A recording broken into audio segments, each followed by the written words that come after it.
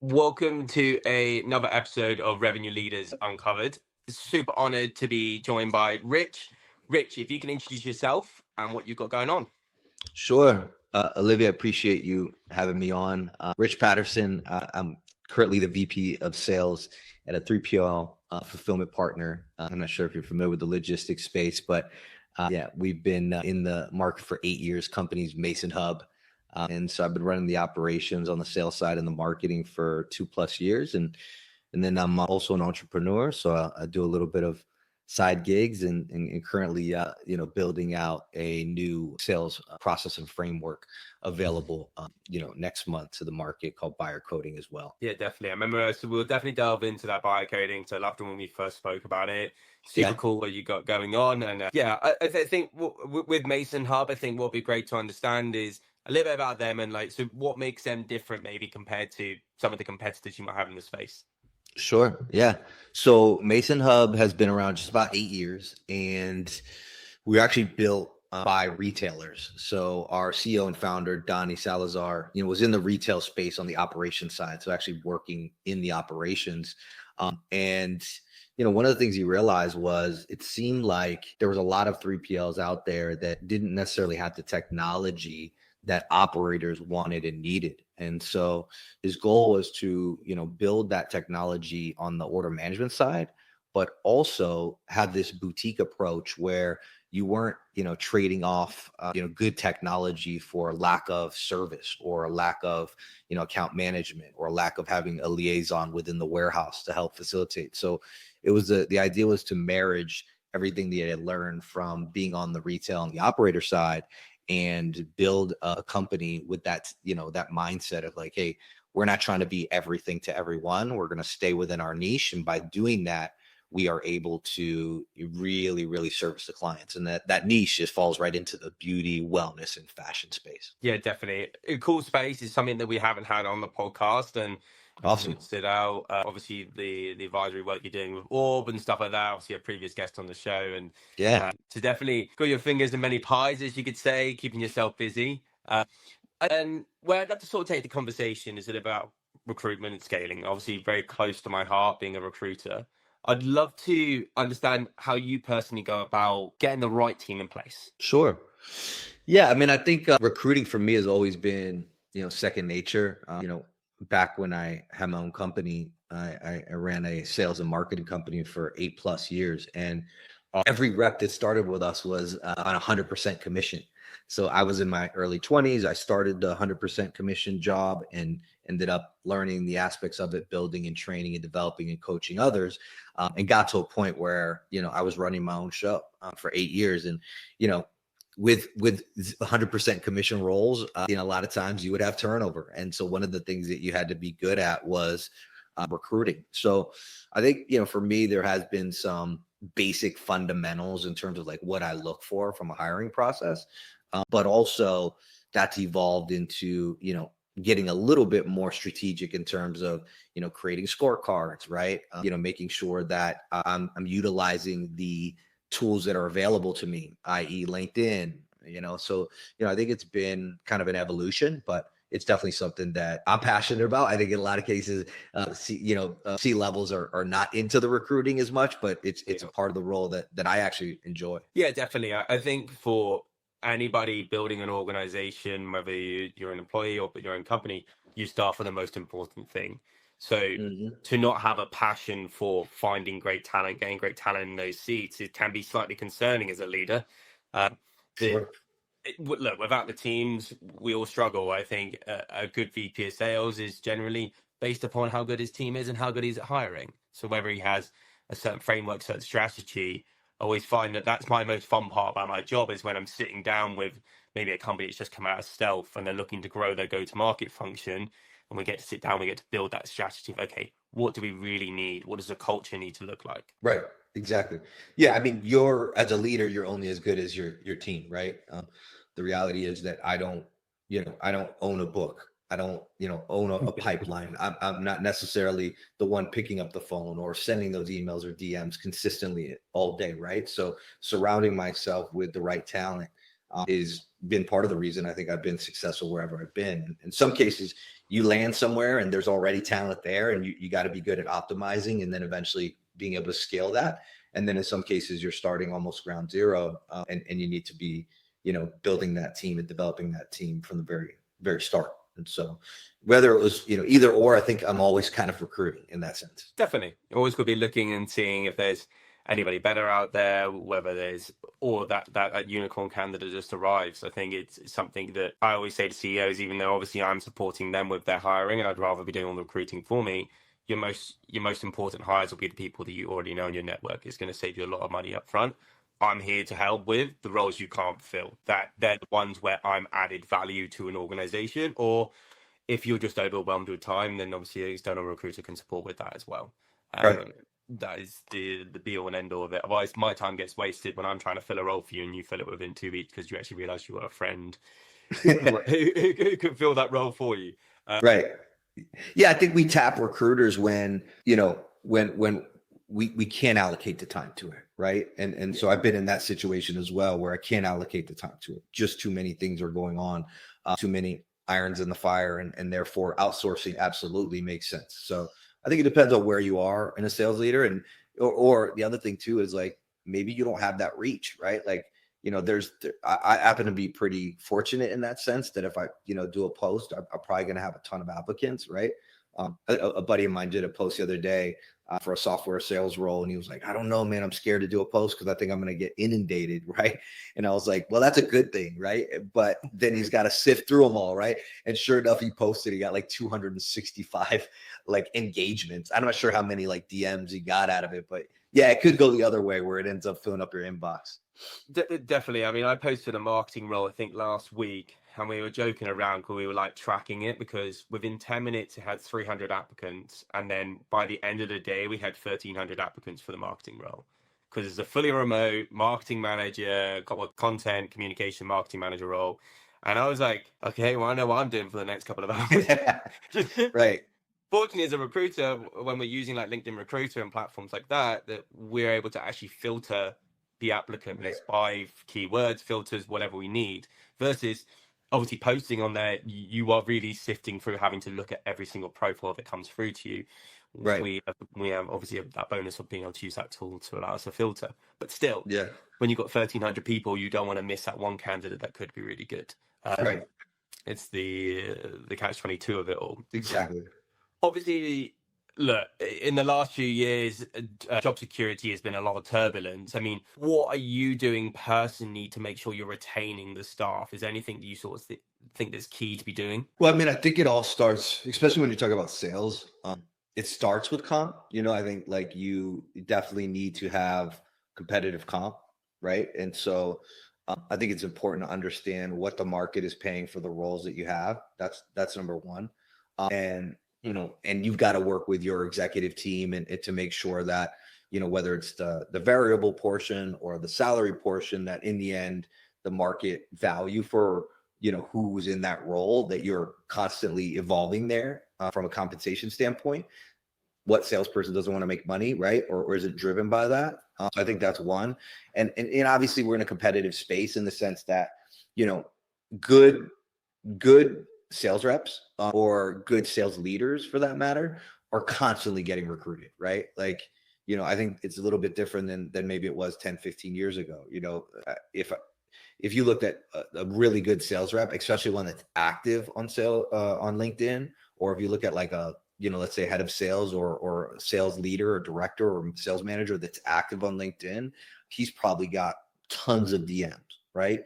And they're coming after your talent. So I think, to your point, comp's got to be one. The second thing I would say is, you have to have a culture of learning. I think more than anything, good sales reps are inquisitive. They want to learn. And so if you have sales leadership where you have a culture that is constantly helping them evolve, develop, hone in on their craft, sharpen their skills, like teaching them, I think that's the type of culture that good reps want to be a part of. I've interviewed, probably over 100 reps in the past, 12 to 18 months. Maybe that's a little high, maybe probably like closer to 50 or 60. And you'll be surprised how many say that they're looking for a mentor they're looking for a coach. So I think creating that culture is going to be the second thing. And then the third thing is, you have to make sure that the alignment is correct. Like you're setting the right expectations from the beginning on what what their KPIs are, what good looks like, what great looks like, so that 6 months from now, a year from now, they're not surprised with their success or lack thereof, because you've been very clear on the expectation. Definitely. I think you touched on two key points there, and so many guests on the show overlook it, of that comp is a massively important thing. Like as a recruiter, every time I reach out about a role, if I'm not advertising what the comp is, the first question you get asked is, especially with salespeople, is the comp. But even if it's a technical role, I've been filling some product manager roles this year and some developer roles. Again, it's always the first question, and then that everyone needs to understand. Like clients will go to me, oh, there's no budget. Well, there is really a budget. There always will be. You always have an idea, and if I can't get the candidate what that is, it will not. That's what drives interest. And I loved you touched on as well the being active on LinkedIn, and a little insight into the LinkedIn Recruiter, which we use. When we filter for candidates, when we're doing our headhunting, you can filter for candidates that are active on LinkedIn. There is literally a button for it. So they will be getting hit more, because they're the ones that we get a limited amount of emails that we can send per month, depending on how much money your organization's got. You can buy more on whatever it be. And it costs a fortune. It's like nearly, I think, £12 per email or something stupid. But you can filter for those because they're going to reply to you. They're either going to put a yes or a no because they're active. So it is something that people need to be aware. If you're active, you are going to get noticed. And that there's changes. That I have clients now go to me, I won't interview people unless they've got minimum of 3,000 followers. Yeah. You have to be. I mean, I'm a social seller, that I do no cold outreach. All of my business comes through LinkedIn. And again, why I love what Orb's doing and everything like that, because it's connecting people within the industry, utilizing these social media platforms, where I know more sellers are now adopting that model of that we can sell with trust. I can show my profile to develop that warmer trust already without even meeting the person. You can create a picture of, okay, who are they? Can I trust them? What are they about? Versus before, just cold calling people, having no clue who you are, and having to build trust within the first 10 seconds of being on a phone call, which is hard. Yeah. I mean, listen, whether it's sales, like selling a product, right, or selling a service, which essentially what, recruiting really is, right? That go to network strategy is not something that's going away. And there's no question that more and more companies are investing into it. I mean, we made the investment as I became a brand partner with Orb, and it's one of the best decisions that we've done. Like more than anything, when we look at our tech stack, the first thing we go to is Orb now, right? And that's very different than it was 6 months ago. So that tells you, right? Like you invest so much on a monthly basis into your tech stack, and then the first place you go to, right, is a brand new, not brand new, but a new service that is really leaning into and holds concept around go to network. So, I think no matter whatever you're selling, the first place you want to go to is who do you know that has a real relationship that can actually tap that person, right? Because, even with all of this AI technology that's evolving, we thrive community, right? We thrive relationships. And so we're going to lean into those automatically first. Yeah, definitely. I mean, you see it now that actually these early stage startups, one of their first port of calls when going to market is finding a LinkedIn influencer that can be an advisor or something within the org, just to spread the awareness. Like what I try to do with this podcast, obviously helping people grow their brands, creating that awareness that people are starting to see it in other ways. This is why sometimes actually startups are the go-to, because their marketing is fun, it's exciting, it's being noticed, versus some of the, if I just talk about the recruitment industry, so I don't slate anyone, but like very old-fashioned, very corporate style that doesn't get noticed.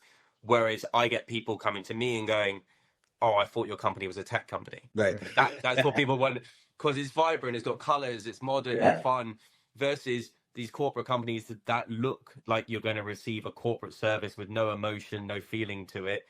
You want that lighthearted, okay, cool, I'm going to enjoy looking at their interface, enjoy talking to these individuals because they've got something about them, versus I'm a robot that's following a script half the time. Yeah, no question. I mean, I think you're on the right track. Doing these podcasts gets an opportunity for not only you to, build relationships with the sales leaders that are out there, but also gives those sales leaders an opportunity to, show behind the scenes, like who they are behind that profile in their LinkedIn.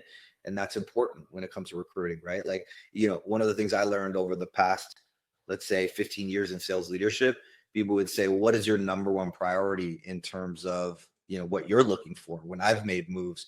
And outside of comp, right? Comp has to be aligned. To me, that's table stakes. But outside of comp, it was, who am I going to be working for? Like, how do I get to know the person that I'm going to be working for? And that's, to me, super important. And it was something I missed out on in my younger years. I would get excited about equity. I would get excited about growth potential. I would get excited about, an on-target earnings, but when I really started to peel things back, it was like, okay, if I want to be here for a long time, the person I'm working for really matters. Yeah, definitely. I think that's one of the most important statements there, that sales reps, anybody, whatever role you're in, you generally do not leave a good leader. And Right. you will see this leader potentially leave the company, go somewhere else, and their reps will follow. Their people will follow, and they're hiring them in multiple different companies. I've had plenty of guests on the show that say every time they go somewhere, they will bring 3 or 4 reps with them. Obviously, not all the time, but Yeah. you follow a good leader because you know that generally you hope that they're joining a good company, that they have that oversight, that head of, okay, this is going to be good. There's a reason I've been a good leader and why I've helped companies grow to what they were in the past, because you've sort of got that eye for a good org, or Right. it's a great person to work for. Absolutely. I would say the only challenge I would say to that is, as a good leader, sometimes you are going to lose people. And the reason that you're going to lose people is because they actually get an opportunity to graduate. Right. And what I mean by that is, if you're not the CEO, you do have some restrictions in terms of what you can do from a comp perspective, or what type of growth you can provide within the organization. It just might not be that structure there. But if I'm doing a really good job at developing and coaching and training my reps, I'm pushing them to go get outside of their comfort zones, to build their brands on LinkedIn, to, be that person that is an authority in the space, and really starts to, shine a light on them. Well, guess what's going to happen? They're going to get, this happened to me not even that long ago. I was telling my reps probably 6-8 months ago, I was like, guys, we need to get better on LinkedIn. We need to be commenting. We need to be, building our brands. Let's work on your bio, like coaching them up on essentially, propping them up. Right. And it got to a point where, we lost a rep or two because they actually ended up getting deals that, we couldn't match. And as much as it sucked to lose them, I felt like I was losing them to, an opportunity that was probably better for them in the long run. Right. Now, will they circle back around because I'm a good leader? We'll see. Right. We'll see if I am that leader. But I think, sometimes your job is to retain them, but sometimes your job is to push them out. Definitely. I think, look, you wouldn't be a leader unless you want to see the people you train to succeed in their careers, to one day be a VP of sales, one day be a CRO, one day be a CEO, whatever it be. Like, that is half of the job. You're training them to be better. And some of the guests you've had on the show, it's we sometimes ask about, like, what's your biggest success? And they don't talk about themselves. They talk about, well, I trained a rep, and actually within 6 years, he's now a CRO of a really big startup that's growing. Yeah. They've just got unicorn status. That's their biggest success. And that's what the self-satisfaction, because look, in some cases, leaders do get paid maybe more, but you have more upside as being a rep to go and make $1 million, 1.5, whatever it be on your W-2.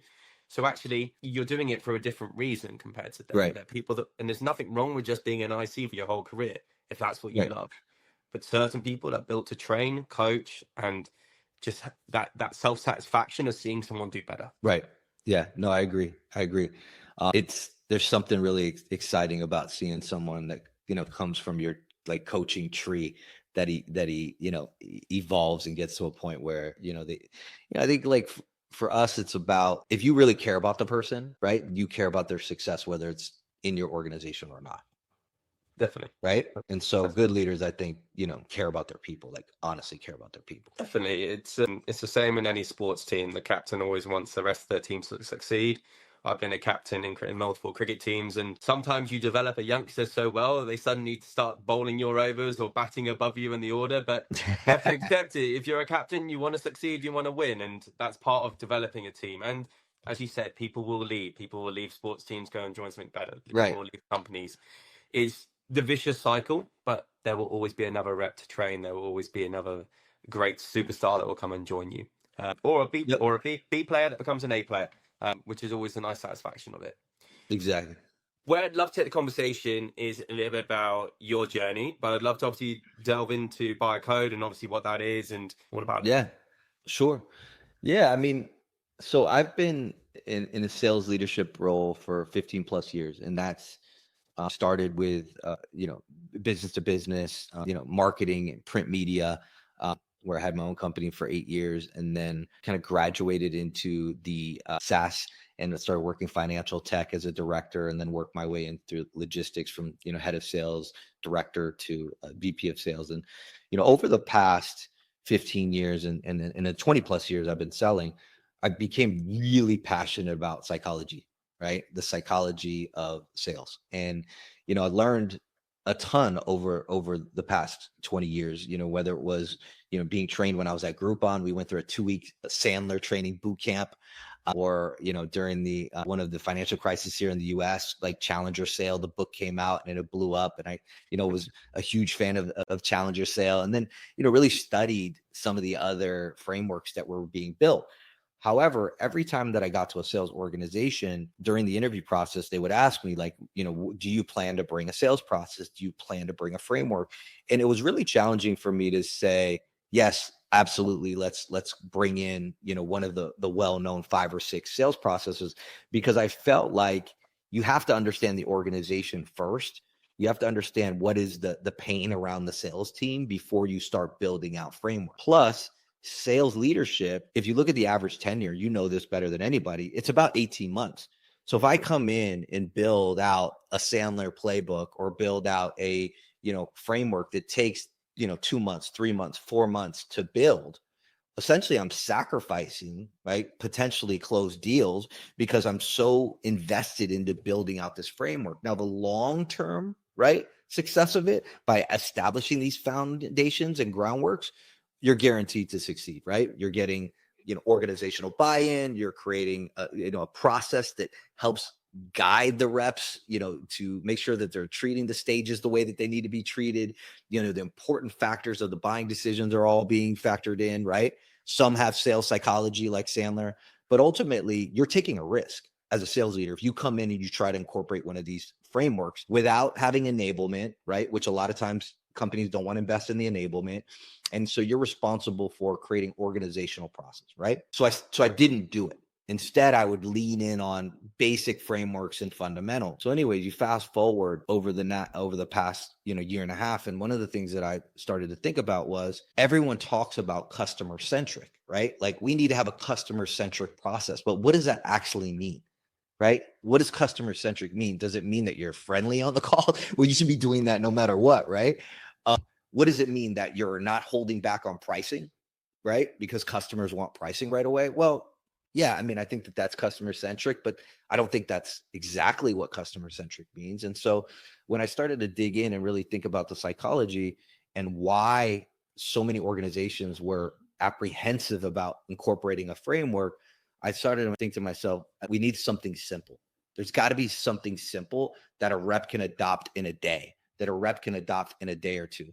And then you factor in, right, what is the gap? And the gap is that sales reps often are getting ghosted. They're often getting deals stalled, or they're losing deals because they don't understand how the buyer actually buys, right? So what do I mean by that? Think about it in a relationship, okay? You said you have a girlfriend, right? You're going to Spain with your girlfriend? Okay. Let me ask you a question. Does your girlfriend know the 5 love languages? Yeah, yeah, I'd hope so. Yeah, I would. Do you know the 5 love language? You probably know at least 2 or 3, right? Yeah, probably. Yeah, I mean, I always talk about the fact of I know my love languages, or Okay. like a touch, or gifting, or something like that. See? Yeah, Exactly. So you know how long ago that book was written? 20 plus years ago. It's still relevant, right? Like we all remember them. My daughter's 16 years old. She knows them, right? It's crazy. 20 years later. Why? It's easy to understand. It's built around psychology. And the truth is it actually works, right? It actually works. This has saved marriages all over the world, right? So I said to myself, how do I create something that's as simple based on all the psychology that I understand? And as I started to dig in, I understood that, guess what? You know what? Buyers are the exact same way. There are 5 buyers, right? There are 5 ways that they prefer to buy based on psychology. And so when I started to peel that back and I started to use it with our teams, it was a light bulb moment, because our reps are now remembering. They're saying, "Oh, okay, I know this is an analyzer, right? I know this is a defender. I know this is a closer. I know this is a visionary, right?" And they would know right away on the calls based on the discovery questions.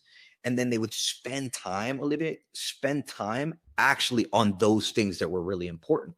So rather than trying to move, and someone who's very analytical and they were an analyzer, they prefer to take time and review the data and make sure that they feel comfortable, right? Rather than you trying to move them through a pipeline really quickly because you're a closer, right? You take a step back and you understand them, and you build this connection very quickly because you are truly listening. And so what happens is you start to build that trust early on, because they're thinking to themselves, "Oh, he hears me. I feel seen. He understands what's important to me. Therefore, I'm starting to build trust." This can happen on the very first discovery, right? So our reps started using it, and the next thing you know, these guys are all in the organization in front of the CEO saying, "Oh, this is a validator. We need to make sure that we're giving case studies. We need to." And I was like, my CEO doesn't know what this is yet, right? But my reps are like bought into it because it's working. They're remembering, and then I'm saying, "Oh, we need to roll this out. Everyone needs to see this, right? And everyone needs to learn this, because I think it's going to be a game changer."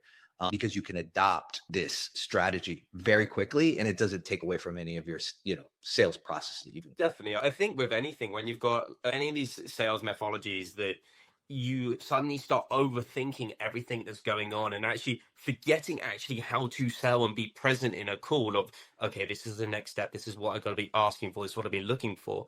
Actually, just as you're saying, simple. Let's go simple. Understand who they are and what they need and how they got to sell to them.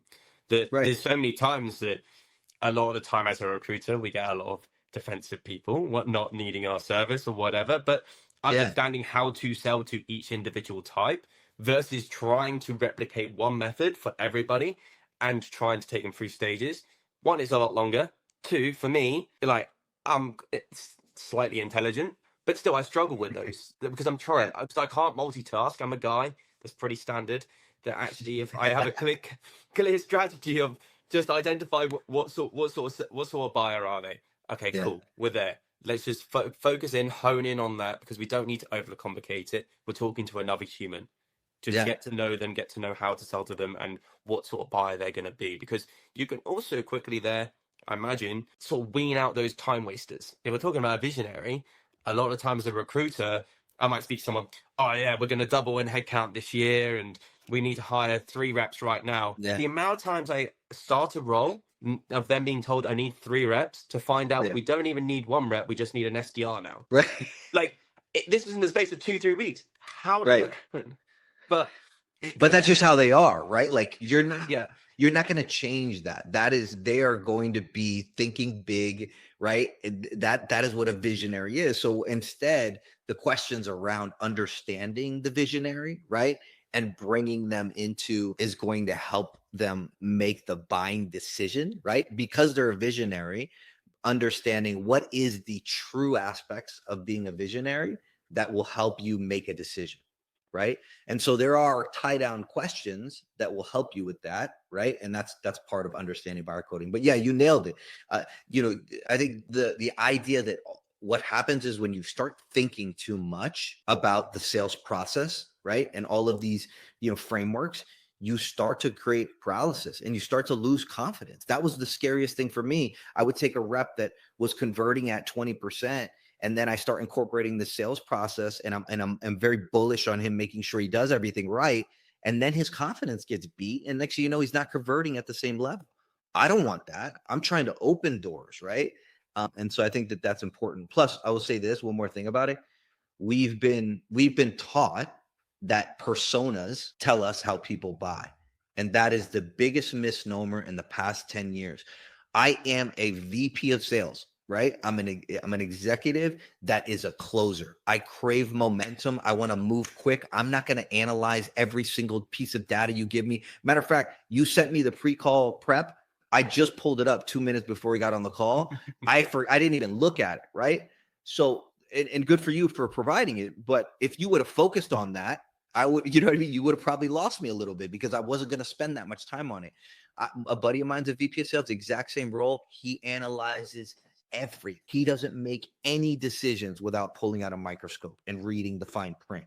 It's just not in my makeup, right? Yeah. So if I sold to him like the way that I buy, right, I would miss it. I would miss the connection. I would miss the trust. And this is happening every day. Definitely. I mean, I'm literally someone, I don't walk, I run, whatever it is, to sort of give me something. It bites me in the ass quite a lot sometimes, not as much now because I've had to be smarter. But if I look back at my first year running this business, the amount of time that got wasted on my side when working with clients, because I wouldn't think about, are they being a visionary or how to like understand them. I believe every word they say. I'm like, yeah, this is so exciting. We got a new bit of business, run. And just suddenly I'm like, crap, we just waited 3 weeks of money, of revenue, whatever it be, versus now trying to be a little bit more critical of who I work with, what I work with, and understanding, okay, what is the actual need behind this?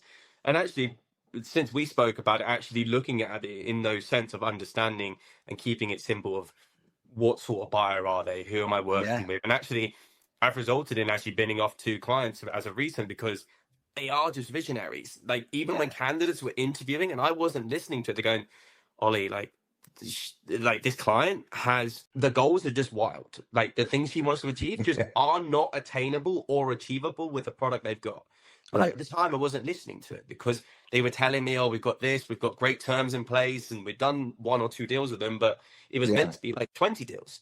But it just sort of taking a step back and actually analyzing, okay, what sort of buyer are they? How much time can I really invest into this?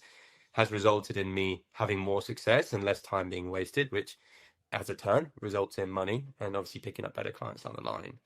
Love it. I love it. I love you picked it up pretty quickly then because we only had that one call, right? Yeah, I actually loved it. I was really looking forward to discussing this because I do think that it's something that would be so valuable to people. And obviously your team are seeing success, and it's not just limited to selling a product. It's the same as selling a service like a recruiter that at the end of the day, it's understanding. For me, like, I'm the same as you when it comes to buying. Yes, okay, when I come to buying, I do like to be strategic about it, but as soon as I like something, I go for it. And I don't need to know everything. If I can see some value being added, then I'm fully there for it.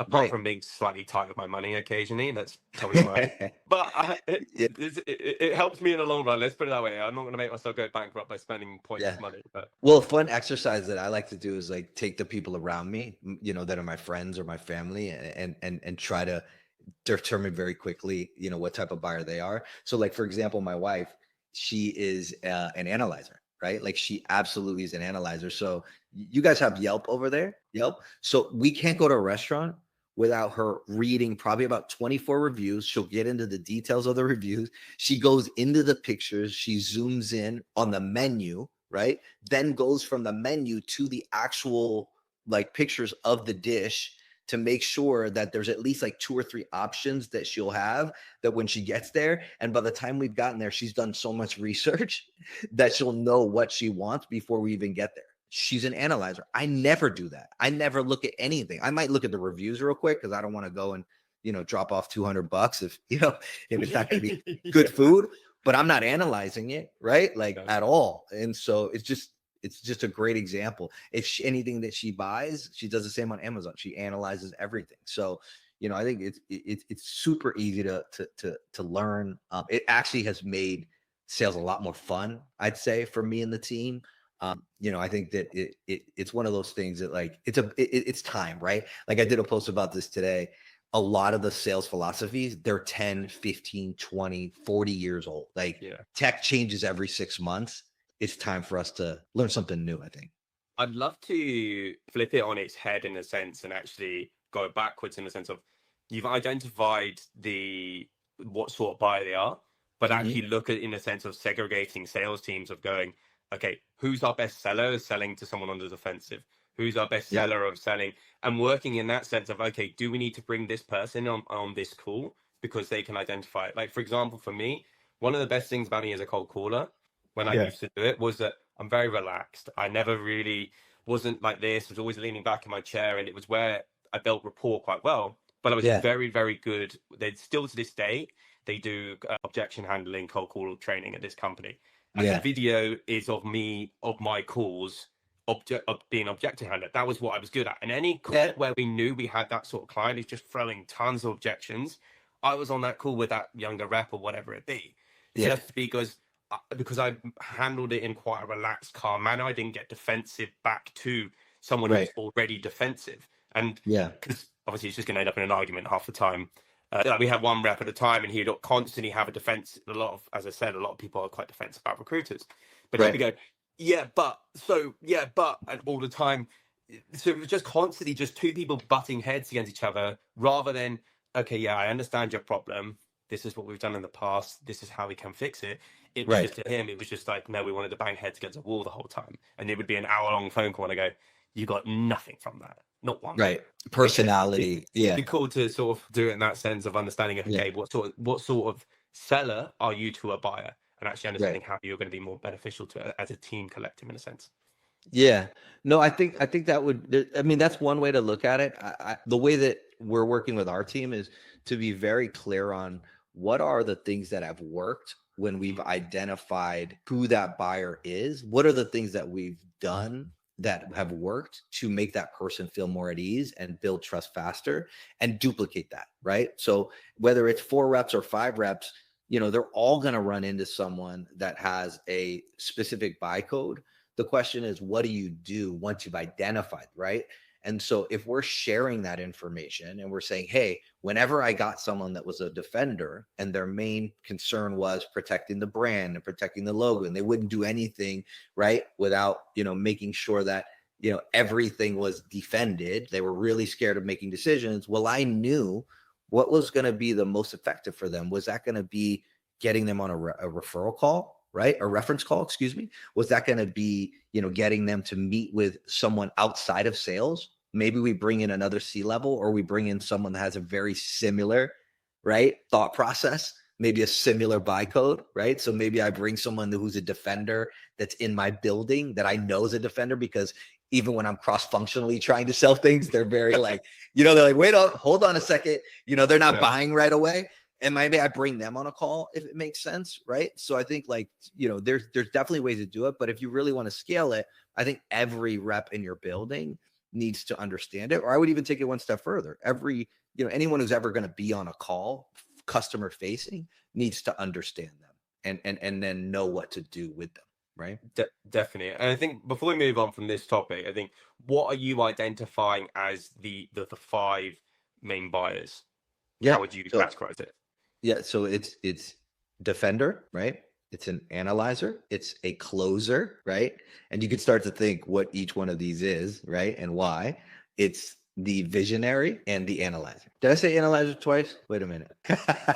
Oh, sorry. I did. The validator. Sorry. It's analyzer, validator, defender, closer, visionary. And so each one of them, will have a different way to handle and discovery questions that I'm teaching that will give you the tell of exactly who they are and what to do once you've identified it. Yeah, definitely. I love this, and I'm sure as you broaden the net with who's using it and everything, I'm sure they'll continue to adopt it. As I've said, I've started using it. It's definitely super useful for me, of just being a little bit more simple with the approach of actually just quickly identifying, okay, who am I selling to and how they're going to buy from me.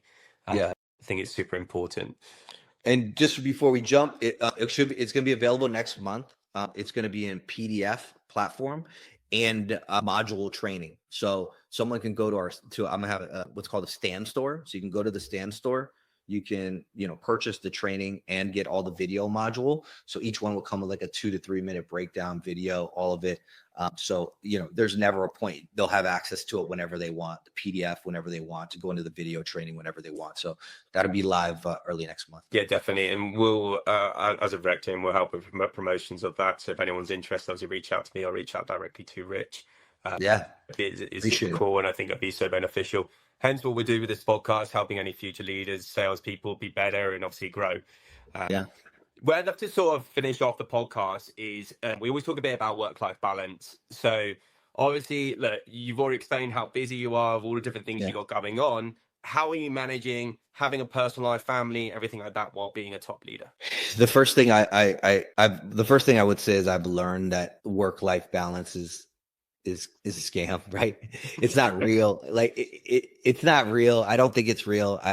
You're coming when I was when I had my own company, I worked, 70 hours a week. I was working on Saturdays. I did every single thing that I could possibly do to be in the office to drive my business to the point where I was scared to do things. Like I was scared to travel. I was scared to spend money.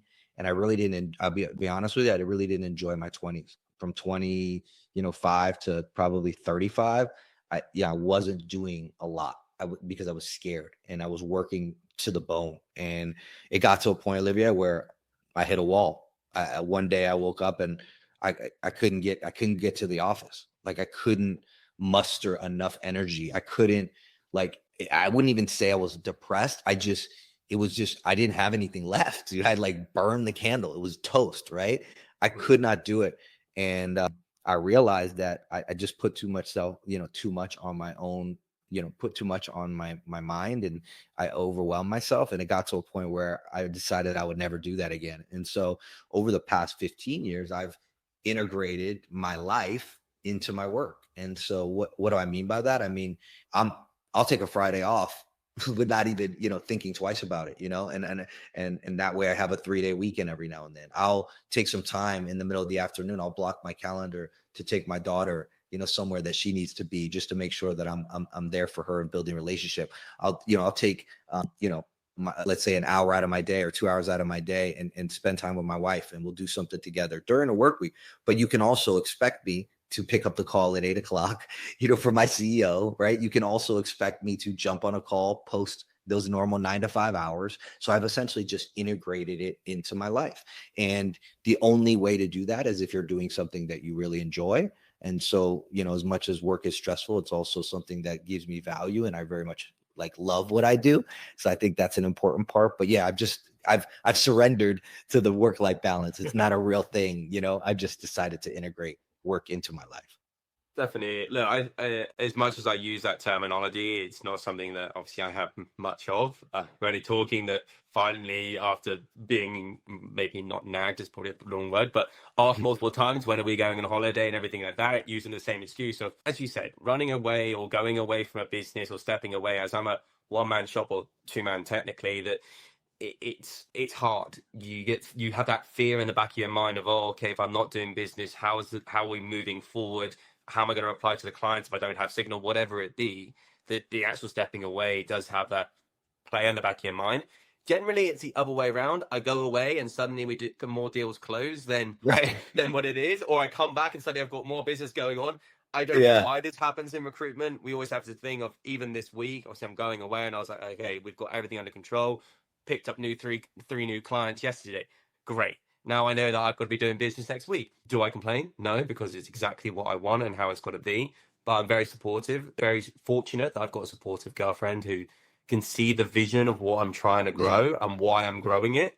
I think that's super important thing for having an integrated or some balance in your life, is having a partner behind you who goes, look, I understand why you're doing what you're doing, because there is the bigger picture of our future life when one day, hopefully, I have kids that I can Right. provide for them, just how my dad provided for me. I think when I was growing up, he still does actually. He owns a jewelry store. He works 6 days a week in the jewelry store, and he's done that all of his life for the last 35 years. Yeah. And doesn't take time off. He can't step away. He has a jewelry store with him and two other members of staff. He has to Yeah. be there. He is the face of the brand. When people come in the shop to buy something, they go, "Where's Stephen? I want to speak to Stephen." And then he's Right. getting phone calls on holiday. So we're built exactly the same, and I'm glad he's instilled this in me. Right. As long as someone sees the bigger picture, which can be hard for kids to understand when dad is working all the time or whatever it be. It's always Yeah. eventually when you grow up and you go look back, and like me now, I go, yeah, I understand it. I understand why you missed maybe that rugby game or that cricket match or whatever. When I had the most expensive football boots on or whatever it be, Right. that was a catalyst off the back of him working very hard to grow what he's got. Right. Yeah. I mean, I think it's not, even when I say that I that I've changed, I still have to make sure that I'm checking myself. Like often my wife will say, I don't understand if you're like the boss, one of the bosses, why you don't take lunch. You know what I mean? Like sometimes she'll say that. It's not that I don't take lunch. I'd rather use that hour to do something, a little bit different. And, so, but sometimes I have to think about it and say, oh, you know what? Let me go block my calendar because I'm starting to get in this grind mode. You know what I mean? Like, and the grind mode is good for a little bit, but you can only do it so much. So yeah, Definitely. Burnout happens to everyone. Even when we believe that we all have it under control, that I do it to myself more yeah, more than I'd like. But I work obviously US hours from the UK, which means I start yeah, at 1, finish at 2, 3. I mean, last night I was working till 3:30 in the morning, and then up at 9, went to the gym, and so. But it's part of it, and you have to also just listen to your body. And I think that's the most important thing I tell any early founder who reaches out to me. I go, just listen to your body. When your body's had enough, don't be afraid to take some time, because I did it to myself, where the first 3 months of having RecGen, that I worked every day, did not go to the gym. I was working Sundays, Saturdays, whatever it be, just yeah, to make sure it's successful. Had an incredible quarter, but I was then yeah, ill for 2 weeks after that, because yeah, my body just went, Ollie, mate, you did not listen to us. You did not look after yourself. You didn't go to the gym. And then I go to the gym, look after myself again. And actually, we have more success by doing less work, because I'm more efficient with how I'm working. And it's why it's so important. I try to drill into people that, okay, it's all well and good. People talking about on LinkedIn, I worked 18 hours yesterday. That's cool. yeah. Right, But how much did you get done in that 18 hours? right. Were you actually productive, or did you sit there going, I'm falling asleep, and not actually doing anything or twiddling your mouse? Seriously, yeah. No question, no So, question. so I always have one final question that I like to ask people at the end of the podcast. And if you could give one piece of advice to 27-year-old Rich, and we have sort of touched on this, what Mhm. advice would you give him? 27-year-old Rich. Okay, that's when I learned a lot at that time frame. Yeah, I would say take some time to yourself. Take some time, travel. Take days off. Like in the end, it's not gonna. 10 years from now, like that's one thing. There's a book called "Don't Set the Small Stuff," and one of the things it says is, will you remember this 5 years from now, to determine how important it is, right? And if the answer is yes, then it's important. If the answer is no, then it's probably not that important. And so, at 27 years old, 5 years from now, 10 years from now, even 15 years from now, right? I'm still going to wish I took away time, right? To myself. I wish I traveled more. I wish I spent some of the money that I had. You know what I mean? Like, I think that, just take the time. Take the time to yourself. You know what I mean? Take the time with your family, because you can't get it back. Definitely. Do you know, I can't remember his name, and he was on the podcast, so I'm very sorry if he's listening. But he basically spoke about very similar to you, of actually breaking stuff down and making it simple. Of that, he always talks about his sales reps. Of he gets them to get a piece of paper, write 1, 2, 3, 4, 5, and then write down what's most important to you. Yeah.